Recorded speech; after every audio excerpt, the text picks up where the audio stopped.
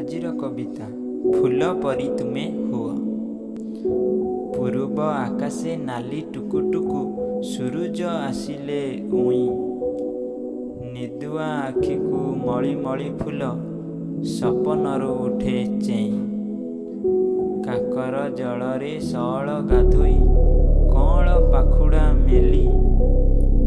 ପାହାନ୍ତି ପବନ ସାଥେ ମିତ ବସି ବାସ ପେଡ଼ି ଦିଏ ଖୋଲି। ବାସରେ ବାଉଳା ହୋଇ ମହୁମାଛି କୁନି ଡେଣାକୁଦା ଝାଡ଼ି। କାହିଁ କେତେ ଦୂରୁ ମହୁ ଶୋଷିବାକୁ ପାଖେ ଆସେ ଉଡ଼ି ଉଡ଼ି। କବିଟିଏ ଲେଖି ଯାଏ କେତେ ଗୀତ ଦେଖି ତାର ଶୋଭା ସିରି। ଛବି ତାର ଆଙ୍କେ ଚିତ୍ରକରଟିଏ ହାତରେ ତୁଳିକା ଧରି। ଭକତି ଭାବରେ ସରଧାରେ କିଏ ପୂଜା ପାଇଁ ନିଏ ତୋଳି।